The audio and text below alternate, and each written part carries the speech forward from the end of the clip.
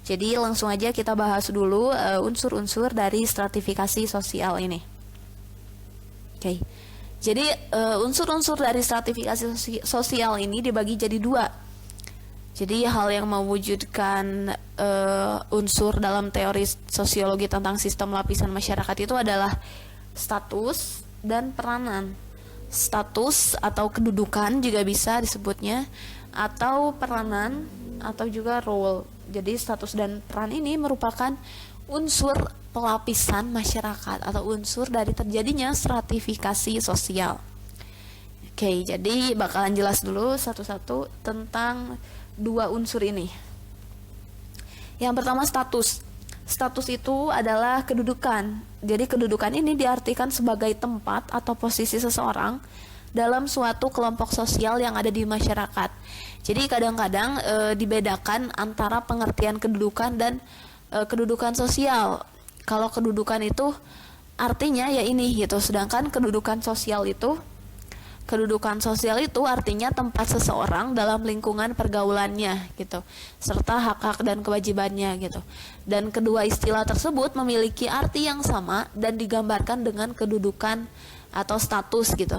Jadi secara abstrak kita bisa artiin kalau kedudukan ini adalah tempat seseorang dalam suatu tempat tertentu, misalkan di masyarakat gitu.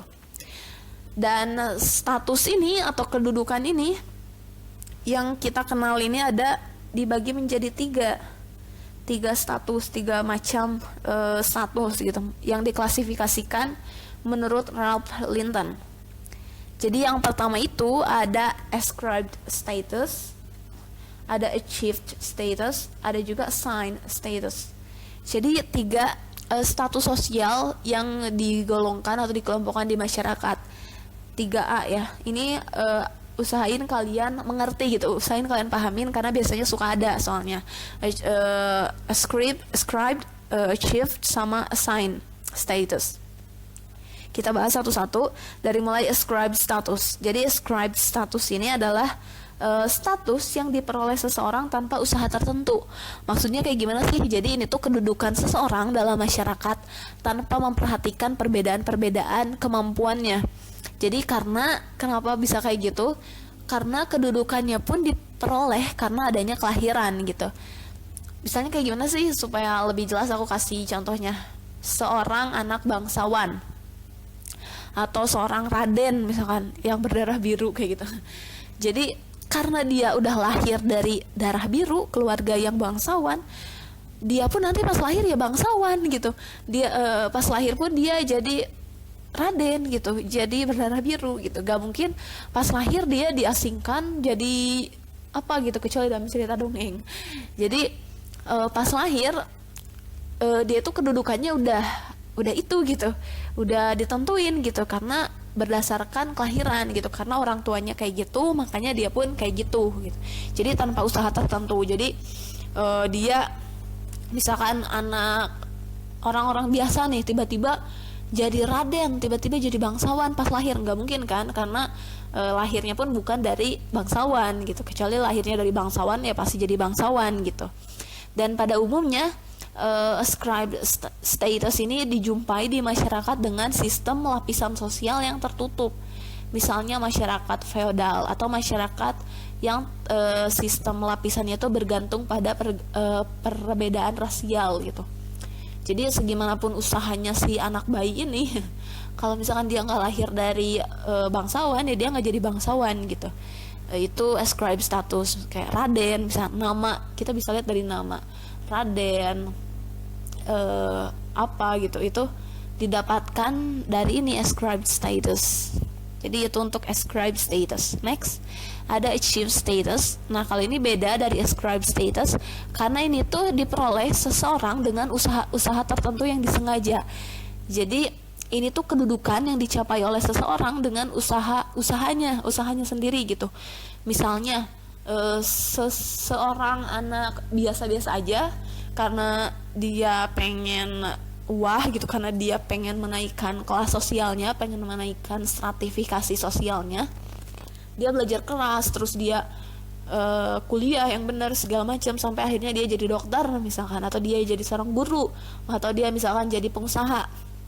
Nah ini merupakan achieve status gitu, karena dia nggak lahir dari pengusaha terus dia jadi pengusaha gitu, nggak dia dokter terus lahir dari dokter, karena dia itu melakukan usaha sendiri gitu, dia mendapatkan status itu.